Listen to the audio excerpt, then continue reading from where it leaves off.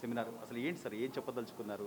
ఇప్పుడున్న పరిస్థితుల్లో సొసైటీకి కానివ్వండి, లేకపోతే ఇన్ని ఇన్ని వందల కంపెనీలు ఒక దగ్గరికి చేరి ఏంటి ఏం లెర్న్ చేయబోతున్నారు? ఇక్కడ వన్ థింగ్ అండి, ఊర్జా వరన్. Urja in the sense energy, వరన్ అంటే ఎన్విరాన్మెంట్.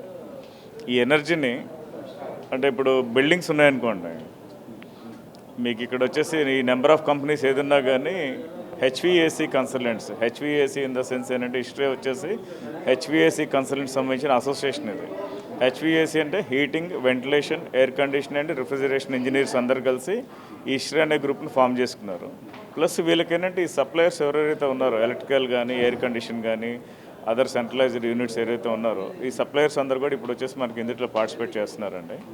మెయిన్ బిల్డింగ్ అనే విషయానికి వస్తే యాజ్ ఏ బిల్డర్ నేను చెప్పదలుచుకుంది, బిల్డింగ్లో వీళ్ళ పాత్ర ఏంటనేది ముఖ్యంగా చెప్పాలంటే మా బిల్డింగ్ ఏంటంటే మీకు జస్ట్ బిల్డింగ్ ఇంటర్నల్గా వచ్చేసి సర్వీసెస్ అనేది ఉంటుంది చూసారా. మోడల్ ఆఫ్ ద బిల్డింగ్ ఒకటి ఇంపార్టెంట్, దాంట్లో ఉన్న కంఫర్ట్స్ అనేది కూడా మెయిన్ ఇంపార్టెంట్ అండి. కంఫర్ట్స్ అంటే ఏంటి, మనకి ఎలక్ట్రికల్ కానీ, ప్లంబింగ్ కానీ, అదర్ మెకానికల్ సర్వీసెస్ వచ్చేసి ఎఫెక్టివ్గా ఎప్పుడైతే మనం ఈ బిల్డింగ్లో ఇంటిగ్రేట్ చేస్తామో అప్పుడు వచ్చేసి ఆ బిల్డింగ్ ఏంటంటే ఫుల్ఫిల్ అవుతుంది. దీనికి సంబంధించిన సర్వీసెస్ అంటాయి. ఇప్పుడు ఇంకోటి ఏమంటున్నారు, ఇక్కడ ఎనర్జీ అంటున్నారు. ఎనర్జీ అంటే మనకి ఎక్కడి నుంచి వస్తుంది, మెయిన్ న్యాచురల్గా వచ్చే energy. Sustainable buildings in the sense ఏంటంటే న్యాచురల్గా వచ్చేసి ఎనర్జీ ఏదర్ సోలార్ నుంచి కానీ, లేకపోతే ఎయిర్ నుంచి కానీ, అదేవిధంగా వచ్చేసి మీకు వాటర్ నుంచి కానీ, హైడ్రో ఎలక్ట్రిసిటీ, దీన్ని బేస్ చేసుకుని వస్తుంది. వీటిని ఎంత ఎఫెక్టివ్గా ఎలా యూజ్ చేసుకుంటాం అనే దాన్ని బేస్ చేసుకుని ఈ కాన్ఫరెన్స్ ఉంటుందండి. మనకి నేషనల్ లెవెల్లో వచ్చేసి మీకు కన్సల్టెంట్స్ వీళ్ళందరూ కూడా వచ్చేసి ఇందులో పార్టిసిపేట్ చేస్తున్నారు.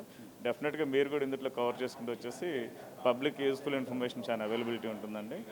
పబ్లిక్ కానివ్వండి, లేకపోతే సొసైటీకి కానివ్వండి, అంటే ఇప్పుడు ఉన్నటువంటి ఈ పంచభూతాల ఈ ఆవశ్యకత గురించి ఈ ఈ సెమినార్ ద్వారా no thank you very much. In fact ఈ ఊర్జావరన్ వలన గ్లోబల్ క్లైమేట్ చేంజ్ ఏదైతే ప్రైమ్ మినిస్టర్ గారు గ్లాస్గోలో COP26లో మాట్లాడారు, I think this is a great effort.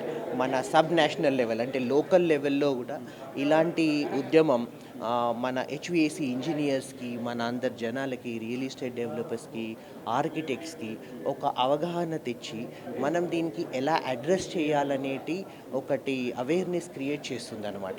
Because United nations sustainable energy for all వాళ్ళు around the world in 59 countries, more than 3.4 to 3.6 billion people currently have less access to cooling demand.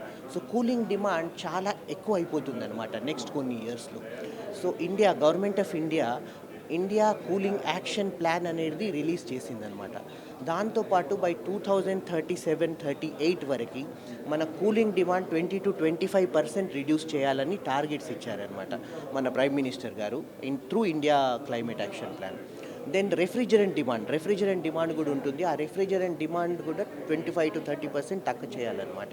And then total cooling demand ఇది also to be reduce by 20 to 25%. So those targets national level మీద ఉన్నప్పుడు మనం state లెవెల్లో efforts తీసుకొని at sub national లెవెల్లో దానికి ఎలా మనం ఆ టార్గెట్కి మీట్ అవుతాం అనేది అందరు కలిసి ఆలోచించేది ఇదనమాట. So this is ISHRAE is doing a really great job.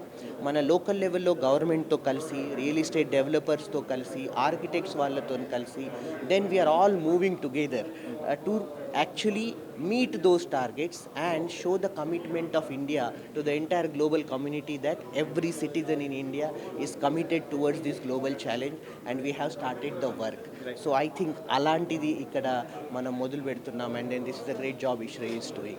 So that's how నేను అనుకుంటాను. ఇన్ని వందల కంపెనీలు వచ్చి అంటే ఈ స్వచ్ఛమైన గాలి గురించి కానివ్వండి, లేకపోతే ఇన్ని రిఫ్రిజిరేటర్స్ వాటికి సంబంధించి కానివ్వండి, మీరు చేస్తున్న ఈ కార్యక్రమానికి సంబంధించి సొసైటీకి ఏంటంటే కూలింగ్ డిమాండ్ రిడ్యూస్ చేయాలంటే ఎలా చేయాలంటే మనం ఎనర్జీ, ప్రెసిడెంట్ గారు ఎలా చెప్పారో, మనం ఎనర్జీ ఎఫిషియెంట్ ఏసీస్ పెట్టుకుంటే మనకు ఆటోమేటికలీ అంత ఎలక్ట్రిసిటీ సేవ్ అవుతుంది, అంత కార్బన్ డైఆక్సైడ్ ఎమిషన్స్ కూడా సేవ్ అవుతుంది అనమాట. సో మనకి సపోజ్ 1 రూమ్లో 1.5 ton 2 tons ఏసీ కావాలనుకుంటే ఆ ఏసీ మనం 1.1 ton యూజ్ చేస్తే, ఎఫిషియెంట్ యూజ్ చేస్తే అంత కార్బన్ డైఆక్సైడ్ ఎమిషన్స్ రిడ్యూస్ అయిపోతుంది. అలానే మన రెఫ్రిజిరెంట్స్ చాలా స్కోప్ ఉంది అనమాట దీంట్లో. It doesn't only affect the entire ACs, air conditioning and all. You need this cooling demand in agriculture, in food and safety. So it is related with human health, human safety and all. So అందుకనే మనం ఈ energy efficient practices తీసుకొని వస్తే then automatically మనం అక్కడ contribute చేస్తాం అన్నమాట green house gas emissions రిడక్షన్కి. అలా ఇది మనము కాంట్రిబ్యూట్ చేస్తున్నాం అందరు కలిసి. And ISHRAE is actually doing because they are bringing those energy efficient practices into the system. And that is what this entire collectively we are working. Because ఆ అవగాహన ఉండాలి, అంటే మనకి ఇలాంటి ఎక్విప్మెంట్ ఎనర్జీ ఎఫిషియెంట్ ఎక్విప్మెంట్ ఉంది అనేటి అవగాహన తీసుకొచ్చేది వీళ్ళు ఆ రియల్ ఎస్టేట్ డెవలపర్స్, ఆర్కిటెక్ట్స్ వాళ్ళందరితో పనిచేసి, గవర్నమెంట్తో పనిచేసి అప్పుడు ఆ అవగాహన తీసుకొస్తే ఎవ్రీవన్ విల్ ఇంప్లిమెంట్. ఈ ఉర్జావరణ్ సెమినార్ ద్వారా ఇప్పుడున్నటువంటి పరిస్థితుల్లో, అంటే ఇప్పుడు ఈ ఉన్న ఈ డెవలప్మెంట్కి సంబంధించి కానివ్వండి, ఏదైనా ప్రజల్లోకి ఏం తీసుకెళ్తారు? ప్రజలు ఇప్పుడు government of India eco Nivas Samhita అని తీసుకొచ్చిందనమాట. So eco Nivas Samhita implement చేస్తే మనకి కూలింగ్ డిమాండ్, మన ఉన్న రెసిడెన్షియల్ హౌస్ ఆ ఈకో నివాస్ సంహితతో కోడ్ కంప్లై చేసుకుంటూ కడితే దెన్ ఆటోమేటిక్లీ మన కూలింగ్ డిమాండ్ రిడ్యూస్ అవుతుంది అనమాట.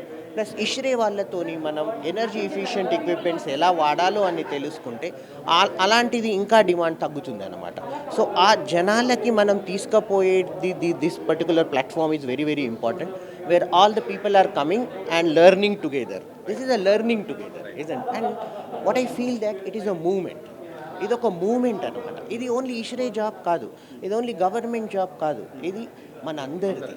So everyone has to understand that and then take it as a moment. Then only we will meet our honorable CM's view and vision and honorable Prime Minister's vision and showcase to the global community that we are committed.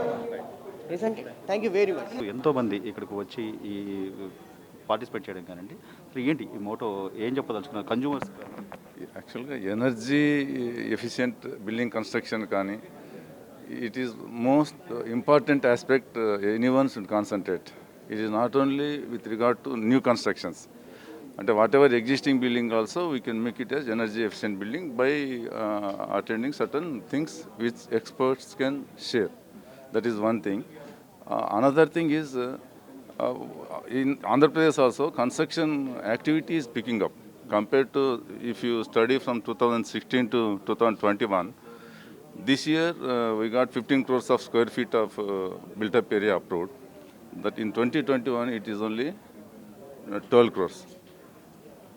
2020. 2019 it is only 11 crores. 16 it was 14 crores. So continuously it is increasing. From 2016 to this construction area is increasing. Share of apartments is also increasing. And out of total built up area lo meeku 15 crores construction చేశామంటే అందులో ఒక 3.5 crores అపార్ట్మెంట్స్లో ఉంటుంది share. Remaining 75% వచ్చేసి individual residential buildings. అంటే ఎక్కువ activity వచ్చేసి మనకు scope ఫ్యూచర్లో కమర్షియల్కి ఉన్నప్పటికీ ఇప్పుడు రెసిడెన్షియల్ యాక్టివిటీకి ఎక్కువ ఉంది. అంటే irrespective of whether government is insisting or not, అంటే జనరలీ ఈ ఎనర్జీ ఎఫిషియన్సీ, ఈసీబీసీ కంప్లయన్స్ ఇవన్నీ కూడా కొంచెం మేజర్ బిల్డింగ్స్కే అఫీషియల్గా ఇన్సిస్ట్ చేస్తాం. But every one should follow this. Then only this environment will be improved and there will be savings. ఇవన్నీ నడుస్తాం.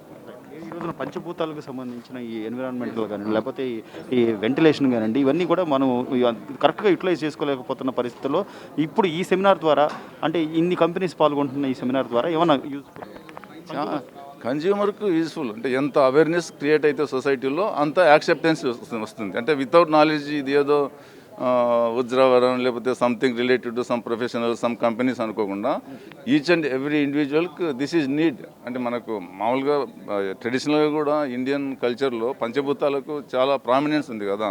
పంచభూతాల్లో మనకు వాటర్, ఎవ్రీథింగ్ సో ఉండాలి. కాబట్టి ఖచ్చితంగా అవేర్నెస్ క్రియేట్ అయితే మాత్రం ఆటోమేటిక్గా కంటిన్యూ అవుతుంది. ఎక్కువ మంది ఈ విధంగా దీంట్లోకి రావడానికి అవకాశం ఉంటుంది. ఖచ్చితంగా ఉన్నాం. మనం ఇంప్లిమెంటేషన్ కూడా compare to any other state, AP is far ahead than any other state. Hi everybody, నేనండి మీ anchor Vindhya. Please subscribe to Leo news YouTube channel. The Leo news. Please subscribe. Please subscribe Leo News. Please subscribe Leo News.